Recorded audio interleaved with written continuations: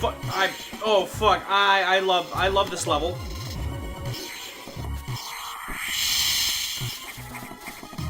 While the tail end of the 90s were a silent time for the isolated space icon Samus Aran with zero representation after Super Metroid outside of a Smash Bros. Inclusion and a few cameos, the turn of the millennium brought a proverbial renaissance for the franchise.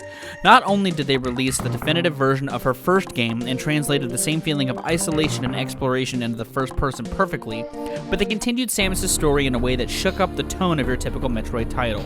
They increased the horror and gave the world of Metroid more intrigue and lore surrounding the main protagonist.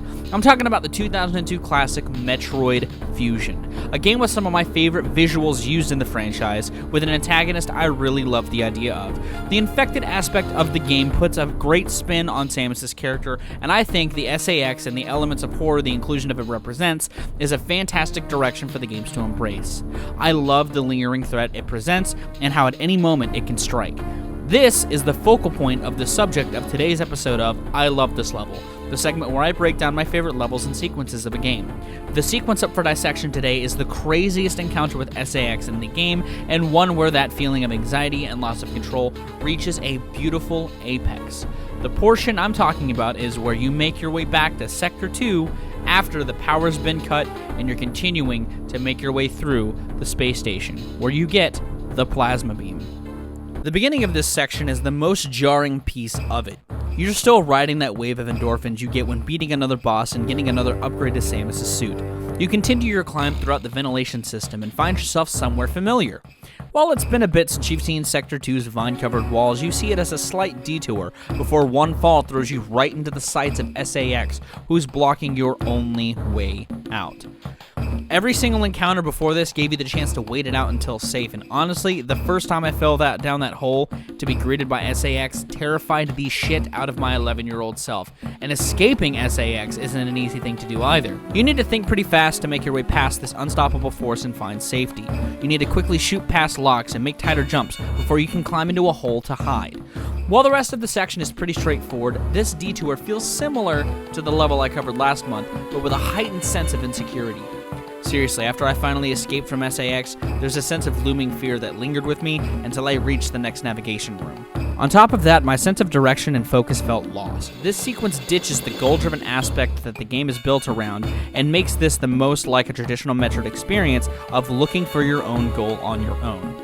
It's like that moment in a sitcom or a movie where a character makes a lot of rash decisions that led them lost without an idea of how to fix the situation they're in. Once you do get your bearings, however, you realize you're filling in most of the rest of the map for Section 2 anyhow, and after crawling around the tunnels and tearing away the vines, the confidence you had slowly returns, and your bearings come back once you find another boss door.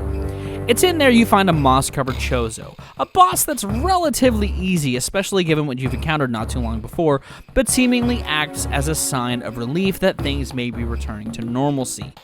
That confidence is enhanced tenfold with a very crucial weapon added to your arsenal, the plasma beam. Shortly after that, it's fully back to business when you find your way back to where you've been before and you find the navigation room and are sent back on your path, but not before some serious discomfort is thrown against you when the AI Adam, who's been helping you along the way, starts to act a little funny, and that continues to be a thread throughout the rest of the game. Metroid Fusion is an interesting entry in the franchise for what it does to shake up the formula, with sequences like traversing the heat-filled Sector 3, stopping the boiler explosion, and the fight against the Nightmare. There's a sense of familiarity among the twists and turns of this game. It's a game that really affected my tastes heavily growing up, and I'll never forget the experience this game left me after initially playing it, and the return to Sector 2 is a moment that still lingers with me to this day, which is why I decided to cover it on this segment. And that setup is going to bring us to another end to another episode of I Love This Level. If you liked it, be sure to give it a like. If you would want to see more of my music, gaming, and general nerdery content, be sure to subscribe. Special thanks to my patrons. If you would like to join their ranks to get early access to content, exclusive content, and help drive the community, it is linked in the description, the link to my Patreon. On screen now are a couple playlists for you to check out, something I did that I think you'll like, something YouTube thinks that you'll like that I did, and something else related to Metroid. And the subscribe button. Be sure to click one of those to continue your adventure. But either way, I've been Viral Rack, you guys have today's lives and situations, and I'll see you another day.